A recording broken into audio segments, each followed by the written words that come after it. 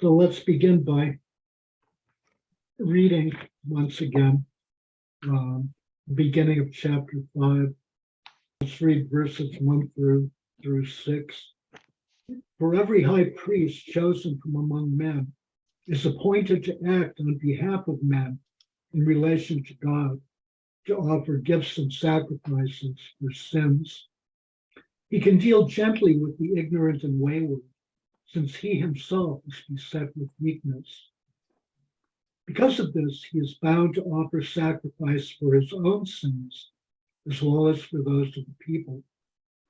And one does not take the honor upon himself, but he is called by God, just as Aaron was. So also Christ did not exalt himself to be made a high priest, but was appointed by him who said to him, "You are my son, today I have begotten you."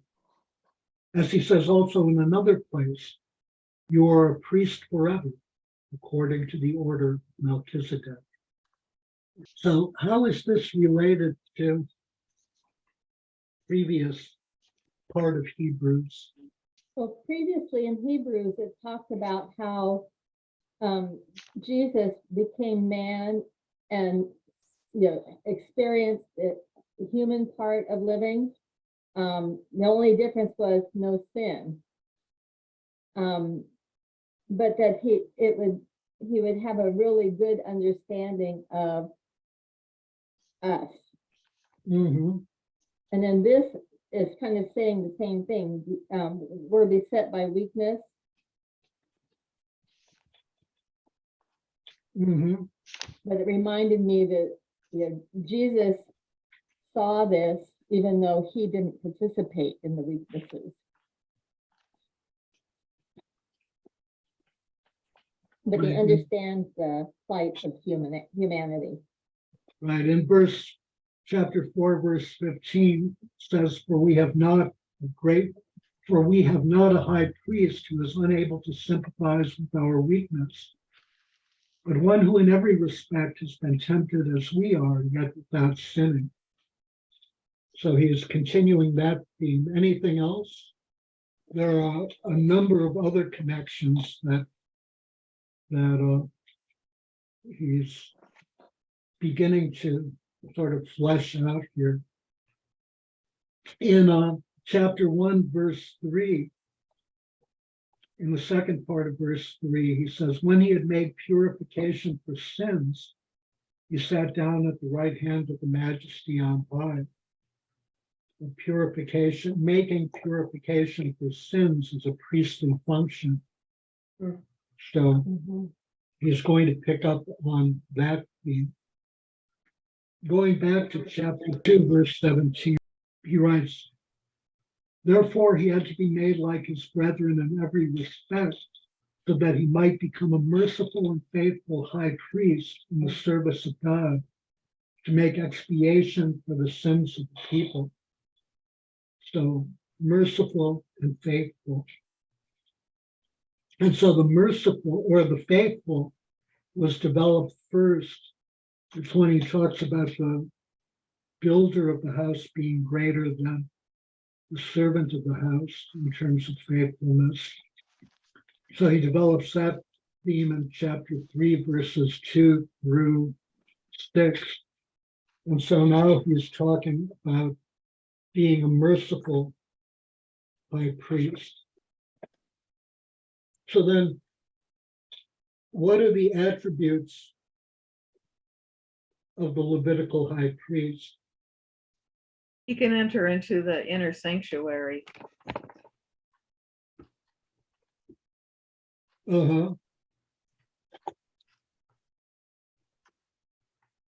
Sanctuary of the earthly temple, but Jesus has passed through the heavens. The Holy of Holies. He also performed sacrifices, but of animal sacrifices. Jesus sacrificed himself. Right. Appointed by God. appointed by God. Had to be from the Levites. Whereas Jesus wasn't. right? And he's representative before God for people. Uh-huh. He's a mediator between God and man. Jesus is God. Mm-hmm. And what else? They were taken from among men and then set apart. Right, right, right. Priests have to remain ceremonially pure. And that's a really important point. That's part of the point of the parable of the Good Samaritan when the priest and the Levite crossed to the other side of the road to avoid contact with the person who was robbed. One of the understandings is that they were on their way to minister in Jerusalem, and they were attempting to avoid ritual impurity by having contact with someone who possibly may have been dead. So therefore, becoming ritually unclean by contact with a corpse. And you think about Jesus going in where Lazarus was, putting clay on the blind man's eyes, all the things he did, the touching, the being among the people. Right, right. And, when he raised Jair's daughter from the dead, he went into the room alone and presumably touched her. And also, when he came down from the Sermon on the Mount, he touched the leper. Mhm. Touching a leper renders anybody unclean. In fact, coming into contact with the shadow of a leper causes one to be unclean. Were the Levites supposed to be patient with people? Because at times you didn't get that feeling. Well, Patient and understanding. no, you don't get that feeling. They were, I think the patient and understanding applies to their role in offering sacrifices to atone for sins and to understand, sort of basic waywardness. So remember that, and then in many ways, that becomes kind of a fine point, because remember that deliberate sin is in the Torah is not able to be forgiven, and in the Mishnah is able to be, which, and admittedly, the Mishnah is a product of Judaism, under the synagogue or after the destruction of the temple, although, some portions of it originate earlier and portions later. So, for example, Mishnah includes commentary from Rabbi Gamliel, who was a contemporary of Jesus. So the Mishnah is a document that evolved over time, with some of it being contemporary to Jesus and some of it later. Deliberate sins could be forgiven if one did recompense for them beforehand. And so then one could present a sacrifice to the priest who would offer it on your behalf, and sin could be forgiven. But other than that, and so that's from the Mishnah. And You other mean than that, if you no, think you're going to sin, you go give the offering first. If you're deliberately going to sin, is that what I heard you say? no. If Oh, you okay. sin, you then have to make recompense. So if you steal Okay. something, you make restoration is a better word. So you have to make restoration for your sin, and then it can be forgiven. But that's under the Mishnah and not under the Torah. So another thing that's significant are the priestly vestments, Mhm. and especially the high priest vestments. In some ways, those are part of the priest being set apart,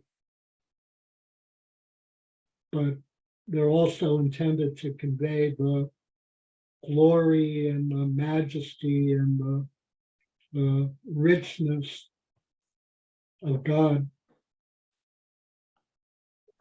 They're beautiful, exquisitely made garments. So given all of that, how does Jesus measure up? Well, he wasn't wearing priestly vestments when he was on earth. Right? He wasn't wearing priestly vestments. Where is he high priest? At the Last Supper, when he was offering himself.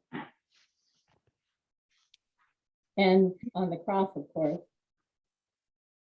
Yeah, although in some sense, I mean, the Last Supper is in some form prophetic enactment. It looks forward to, Mhm. but so he's not a Levite, right, and not descended from Aaron. Let's take just a quick look at, I think, Numbers 3. Can I ask a question here? Uh-huh. Was he acting outside of the range of the normal priest whenever he heals someone? No.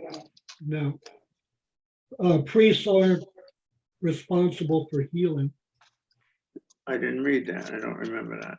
Yeah. She didn't say it. Priests are generally not the the purpose of the role of a priest is typically typically confined to offering sacrifices. There are cases in which a priest has done something else. So, for example, Samuel was a priest, but he was also a prophet. But nevertheless, those are conceptually separate roles. So a priest is expected to present sacrifices and offerings. A priest is not expected to teach. A priest is not expected to heal. A priest is not expected to be prophetic, although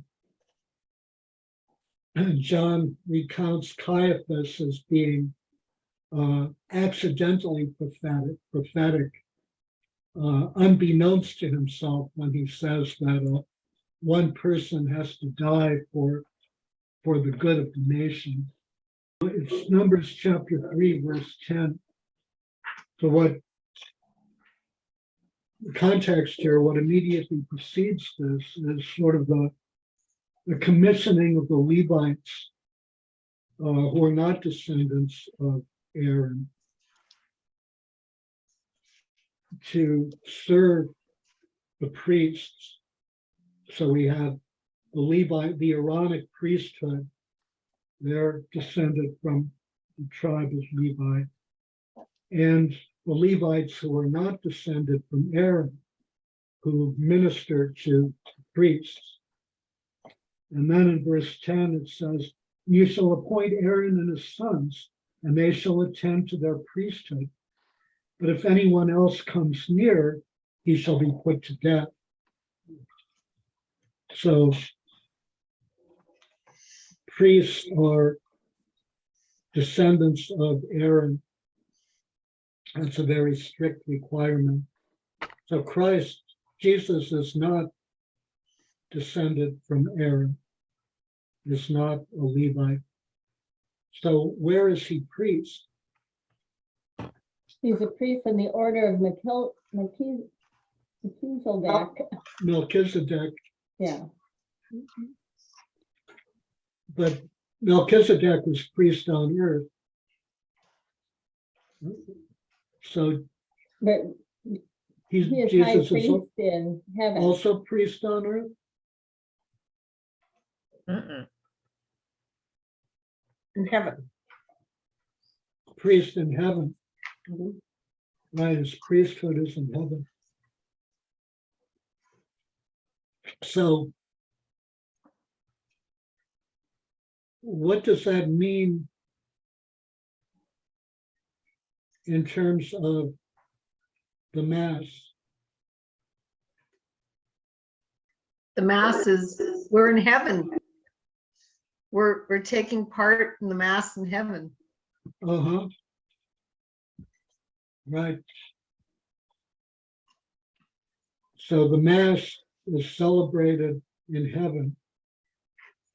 What we observe is the earthly manifestation of a heavenly reality. Remember, in persona Christi, the priest acts as the person of Christ. In some sense, the priest is, I guess you could say, mimicking Christ's actions. And so what is happening during the consecration is that at the first epiclesis, the Holy Spirit descends to transform the gifts into the body and blood of our Lord. Then at the second epiclesis, the Holy Spirit combines our offerings and our sacrifice along with the body and blood of Christ to be presented back to the Father. Christ is high priest, and so he does the presentation. And the earthly manifestation of that is the priest offering our gifts along with the body and blood of Christ to the Father. So does that make sense? Mhm. So the earthly manifestation of a heavenly reality, that's very, very powerful. Ron, Uh-huh. one thing that I'm not understanding, and you probably maybe you already said that and I missed it. Why Jesus is only a priest on heaven? I thought that he was a priest in heaven and earth. He's not a Levite, so he can't be a Oh, priest because of on that. earth. Just because of that. Right, Okay. right. And then also remember the role, a Levitical priest is responsible for mediating between the profane and the holy. To do that, the Levitical priest has to separate himself from profane humanity and separate himself from things that defile or defiling, whether we consider them defiling or not.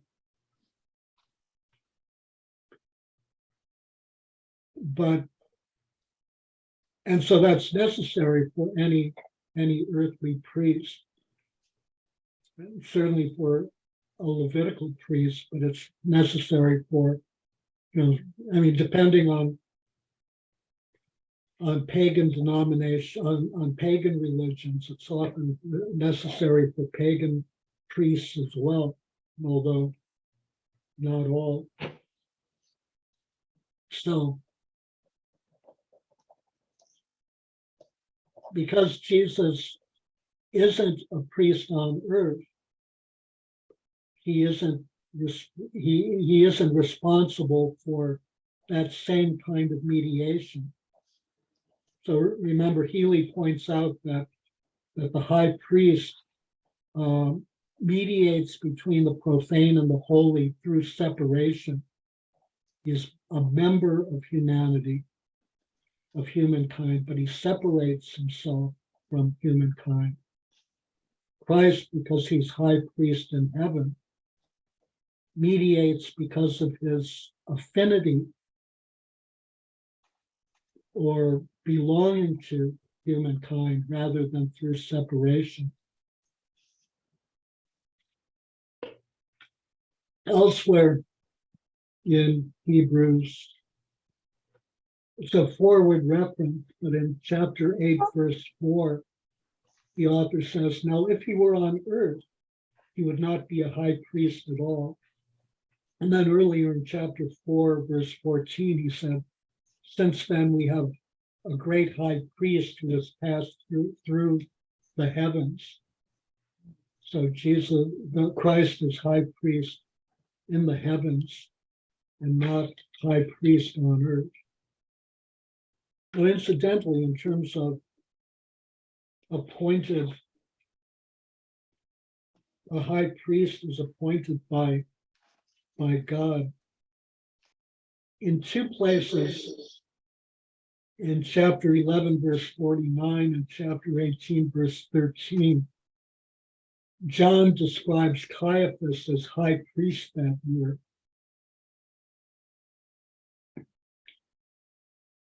Does anyone have any thoughts about that? Was he a Levite? Caiaphas, he was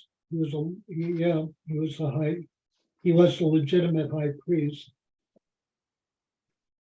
So what did John say again? He said that Caiaphas was high priest that year. Aren't you high priest for your lifetime? Mhm, Once you're appointed? mhm. You're a priest forever. But high priest, didn't they rotate? No, Not at all? the chief priest might, but not the high priest. Oh, okay. So there were, I forget what they're called. There were either 12 or 24, and I don't remember which, sort of orders of priests and Levites who served them. And so they would, alternate service in the temple. So it's been argued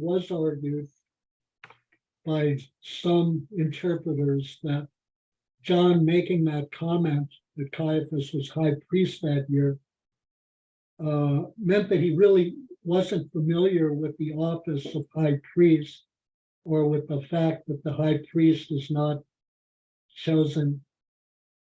changed annually. So are there any thoughts about that? Any idea of what he's saying here? I mean, is that likely true that he didn't know? No. No. He might have just been trying to put it in context. In a range of time, his lifetime. That's one alternate possibility. There's also another alternate possibility. John was declaring Jesus was the high priest. And that's why Caiaphas wasn't going to. No. It seems somewhere when we read that the high priest was appointed by God, not a political appointment. And when you're saying that year, I don't know how the ancient Hebrew picked their high priests, but it sounds more like a political appointment than a designation by God. That's it, exactly. Yeah. John is being ironic. Okay, Mhm. What he's really saying is that Caiaphas is a plaything of the Romans. so they appointed him high priest, the Romans did? Or they Basically, saw him as their special high They- priest? they intervened in the selection of high priests. So there, what Caiaphas was managed to remain high priest for a very long time, and his father-in-law before him. But he did it because he was an outstanding political manipulator. We have And that after- sometimes nowadays too, don't we? Yes. Oh, really? But after him, the high priests were changed almost every year. So, yeah, John is being ironic. If you think about some of the remarks in John's gospel, they're sort of very ironic. Caiaphas himself being recorded as saying that one man has to die in order that the nation will survive, which John says is accidentally pathetic. Nicodemus and wondering how you can be reborn a second time out of your mother's womb. And there's a good deal of irony Mhm. in John. The major event, in terms of the forgiveness of sin, is the Day of Atonement. What happens on the Day of Atonement? With the Levites, are you asking? Uh, When Yeah, the high with the- priest goes to the Holy of Holies and offers sacrifice for himself and the people? mhm, right. And the high priest has to offer a bull, Mhm. or is it all the people only have a goat or something? Yeah, the high priest has a bull. Let me see if I can find it. Let's take a look at the Day of Atonement. It's Leviticus chapter 16. Mhm. He's going to refer to the Day of Atonement again and 16? again. 16? Leviticus 16, Okay. starting at verse 1. The Lord spoke to Moses after the death of the two sons of Aaron, when they drew near before the Lord and died. And the Lord said to Moses, "Tell Aaron your brother not to come at all times into the holy place within the veil." So that's the Holy of Holies, "lest he die. For I will appear in the cloud upon the mercy seat. But thus shall Aaron come into the holy place with a young bull for a sin offering and a ram for a burnt offering. He shall put on the holy linen coat and shall have the linen breeches on his body, be girded with the linen sash, and wear the linen turban. These are the holy garments. He shall bathe his body in water and then put them on. And he shall take from the congregation of the sons of Israel 2 male goats for a sin offering, and 1 ram for a burnt offering. And Aaron shall offer the bull as a sin offering for himself, and shall make atonement for himself and for his house. Then he shall take the 2 goats and set them before the Lord at the door of the tent of meeting. And Aaron shall cast lots upon the 2 goats, 1 lot for the Lord, and the other lot for Azazel.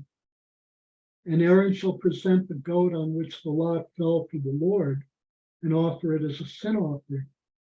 But the goat on which the lot fell for Azazel shall be presented alive before the Lord to make atonement over it.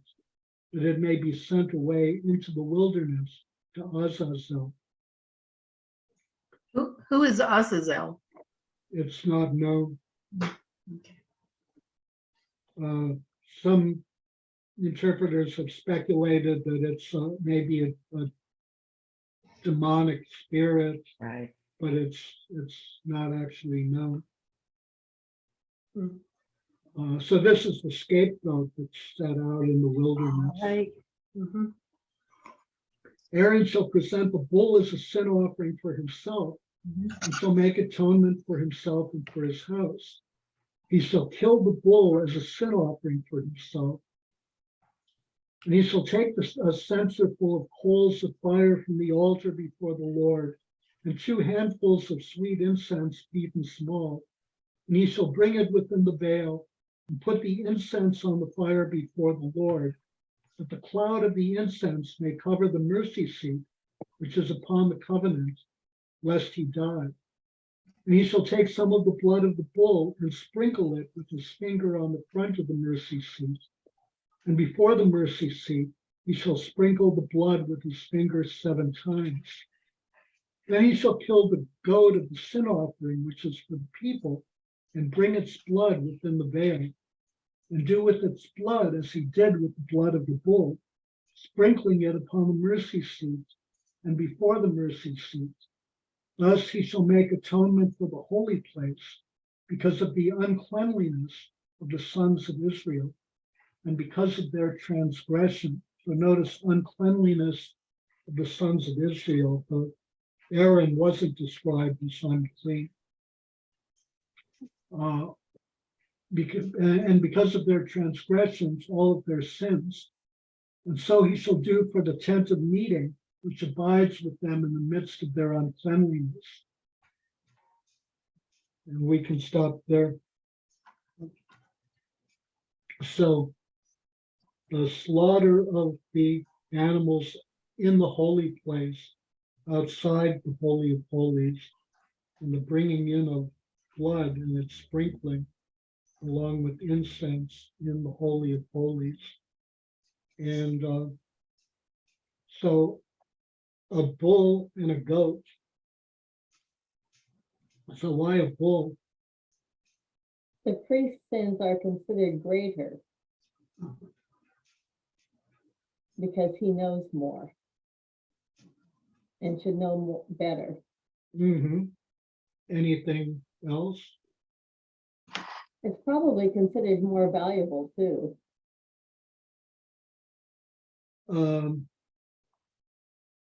Think about the amount of meat it could give and Yeah. Yeah, actually. So what does so this is Aaron who's being ordered to kill a bull, and then of course that becomes an ordinance through the sense the priesthood is hereditary. That becomes an ordinance for all of the Aaronic priesthood. But why not just a goat? Like for the people, I mean, there are a lot of people, right? And there's only one high priest. well, he's set apart. How else was he set apart? That would seem to require the goat, the bull. Oh, there was like the event that they make like the gold calf, something like that. Right. Because that Aaron has to do with it. Yeah, yes. Aaron was the mover and shaker behind the golden calf. Oh, that's right. So a goat, I mean a bull, because of the golden calf. And you're right, Aaron should have known better. But he still did it. I'm missing the connection there, please. The golden calf and the bull. The golden calf is a bull. Oh. Oh, I mean, it's the image of a young bull or a bull, but it's not a goat. okay. And is it because of that happening that the Levites then always had the priest had to give a bull? High priest has to do it Yeah, because Aaron is the high priest and his So- descendants are the high priest. okay.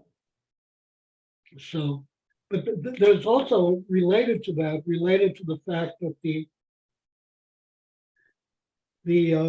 priests have to have a certain measure of sympathy for wayward humanity. The fact that the priest has to sacrifice a bull, the high priest has to sacrifice a bull, is a reminder that the high priest is very human, and that at least one of one's previous ancestors failed very badly in a way that was very, very displeasing to Yahweh. And so that, should tend to, kind of re-emphasize the connection with sinful humanity, even though all of the separation and all of the garb and whatever tends to differentiate the high priest or priesthood in general from wayward humanity. So the Levitical priesthood ended in 70.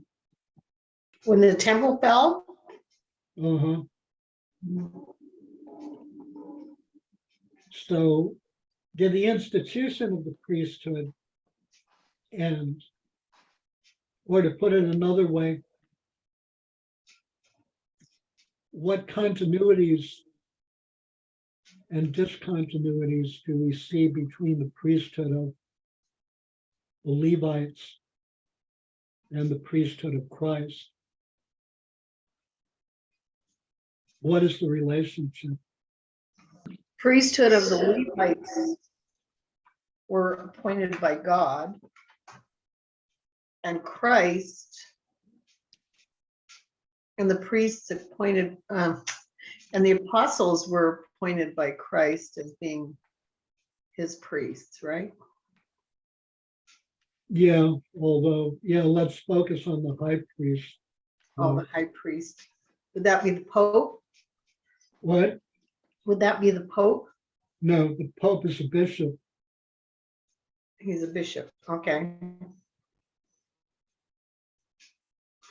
So we're looking at the continuity There- between there- Levites and priests today. Is that what we're looking at? Continuity, no, not priest today.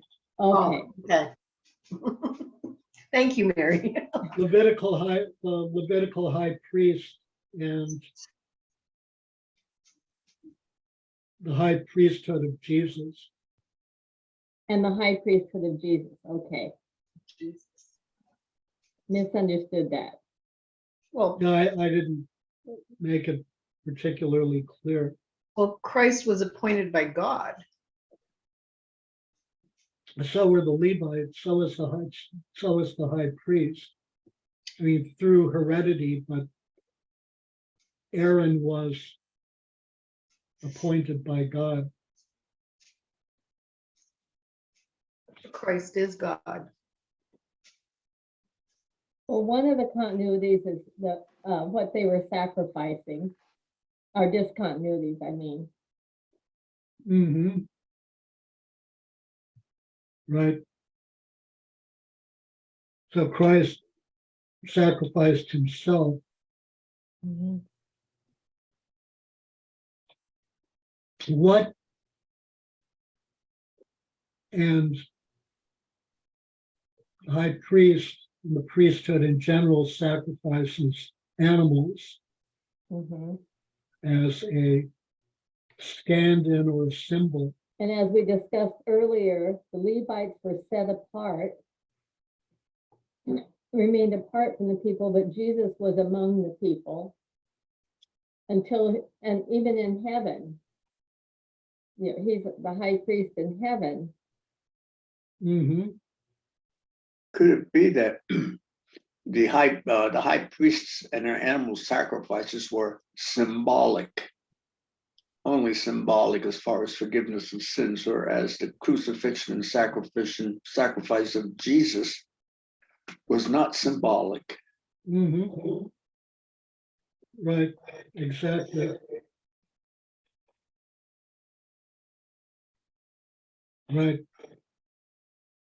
Explain to me what I said, will you please? You were inspired, George. The I'd like to hear from him. Yeah. sort of cast this in the, with the backdrop of some of the pagan religions from the early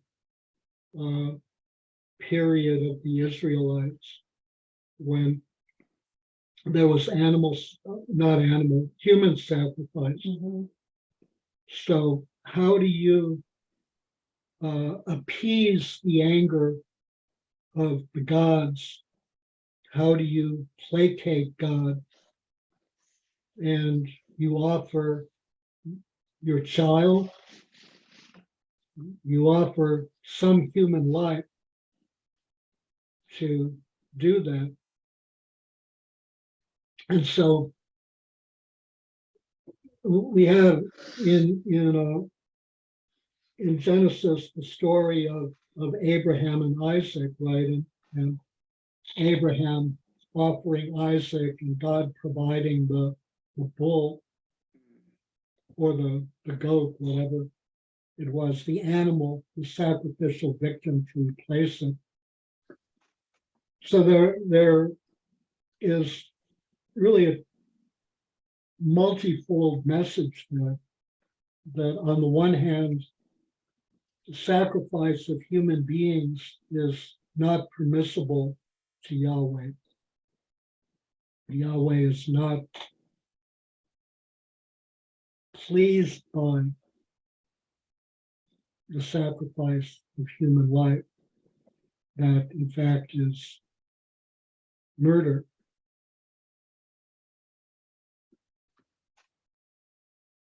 On the other hand, it points forward to the sacrifice of Christ, because in fact, offering an animal to sacrifice is only symbolic.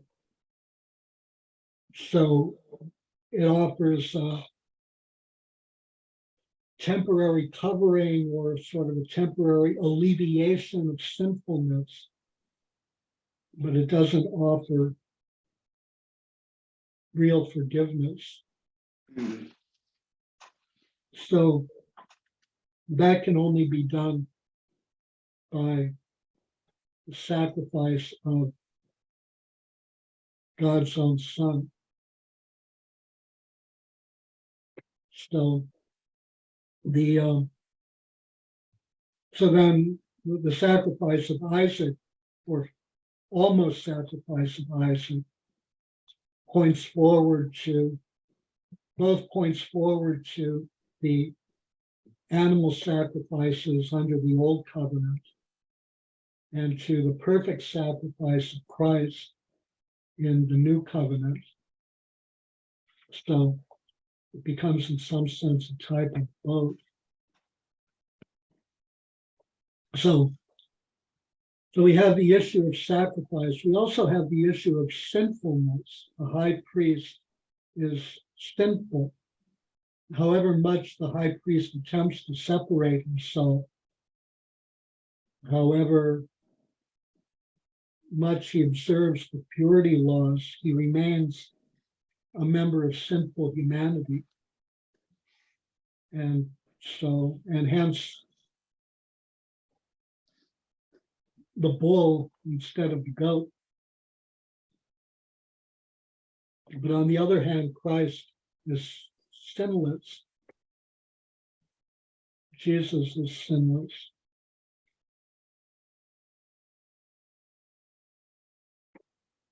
So the high priest sacrifice can only cover his own sins for a period and allow him to cover the sins of the people for a period because they always sin. And they can't help it because they're human. Remember, we're talking here about really not deliberate sins. We're talking about simply sins through omission, sins through misunderstanding. On the other hand, Christ is sinless, and therefore his sacrifice can be redemptive and atoning for humankind. And so then Christ, as high priest, is in some sense pointed forward to by the sacrifice of Abraham and Isaac. And Christ represents the fulfillment of the high priesthood. So there's both enormous continuity and enormous discontinuity. Continuity because they're both priests, all priests in service of Yahweh. And she emphasizes the attributes of the high priest that are common to Christ as well. So appointed by God. There's a slight difference. At some point, the author of Hebrews says that for Aaron, the call to priesthood is a matter of honor, but for Christ, it's a matter of exaltation. So there's a significant difference between honor, as I'm honored to do a job, or to fulfill a role, or I'm exalted in fulfilling a role. So out of the Levitical priesthood develops the priesthood of Christ, which transcends it. So the relationship is a typological one. You're saying that there's continuity and discontinuity. So Abraham and Isaac, his willingness to sacrifice his own son, and then God sacrificed his own son, that would be continuity. The sacrifice of Abraham and Isaac points forward to both Right. the Levitical priesthood and the priesthood of Christ. Right. But there's continuity between the Levitical priesthood and the priesthood of Christ in that they are both concerned with offering sacrifice to Yahweh. Okay. They're both appointed by Yahweh Right. as priests. They both are able to sympathize with fallen humanity and with human weakness. They both recognize the need of sacrifice in the first place.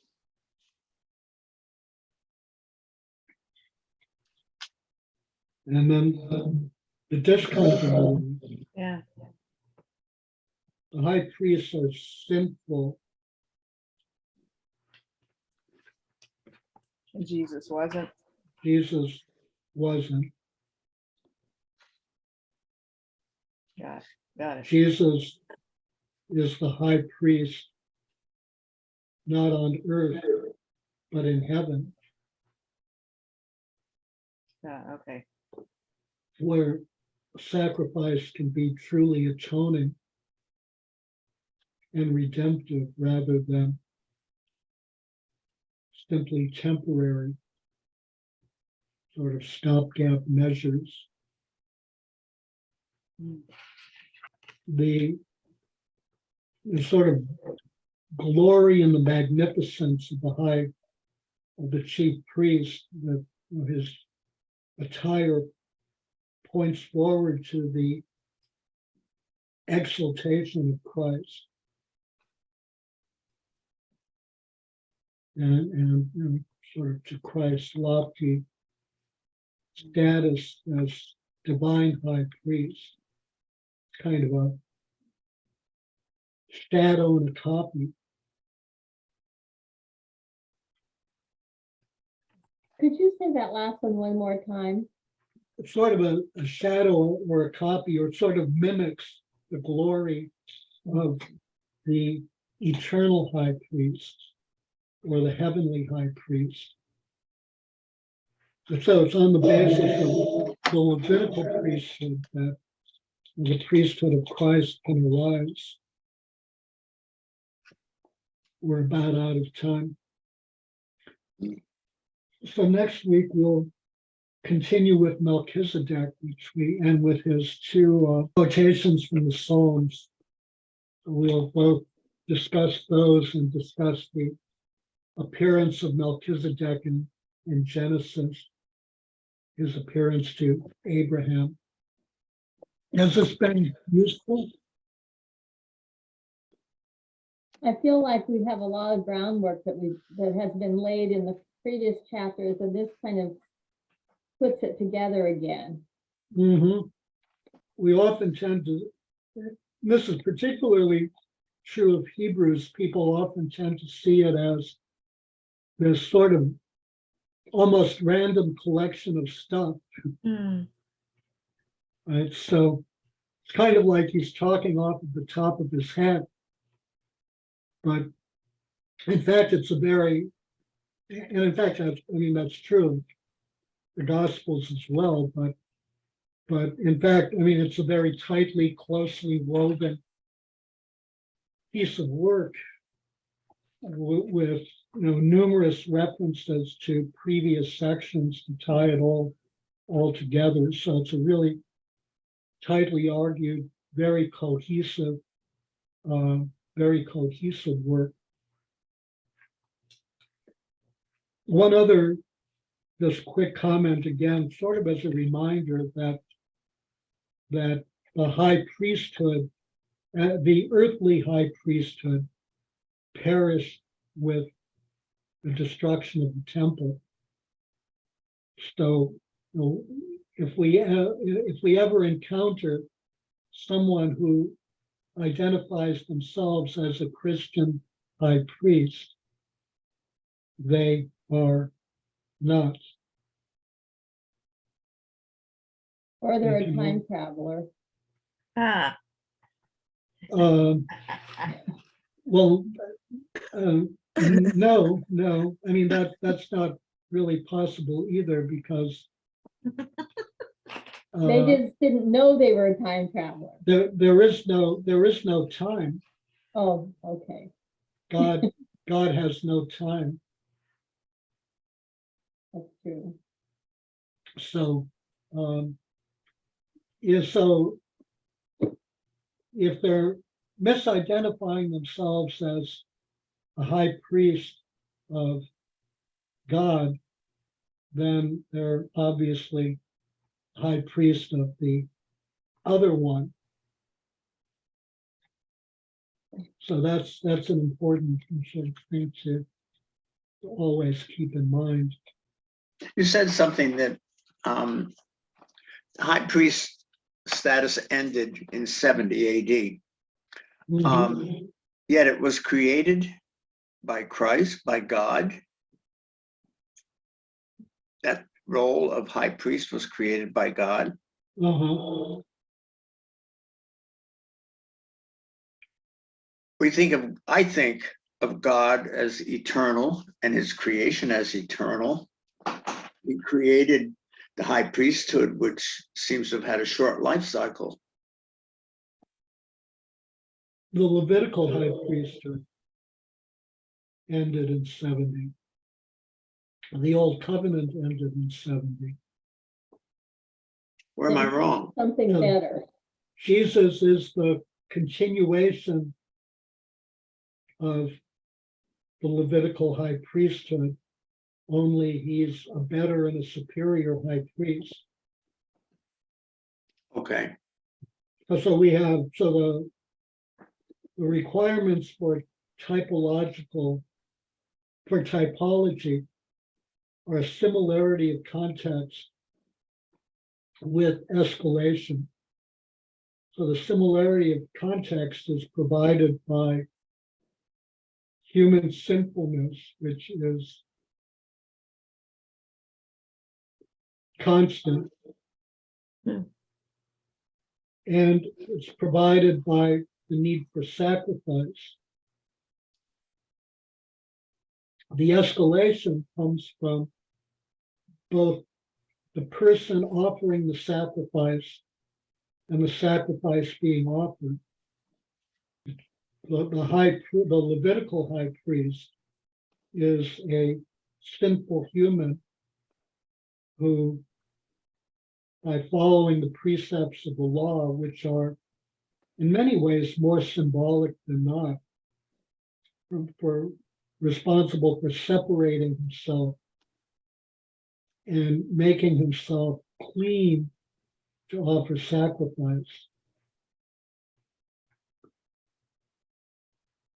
Christ, as heavenly high priest, is sinless and has no need to separate himself, or has no need to separate himself because he's the Son of God. In terms of the sacrificial victim, all that the chief priest, the high priest, can offer is an animal. That's really symbolic. It offers temporary covering until the next sacrifice, the next day of atonement. Christ's sacrifice of himself is the perfect eternal sacrifice, the one-time sacrifice. It's simply redemptive. And so in that sense, Christ becomes the superior. And then also each high priest dies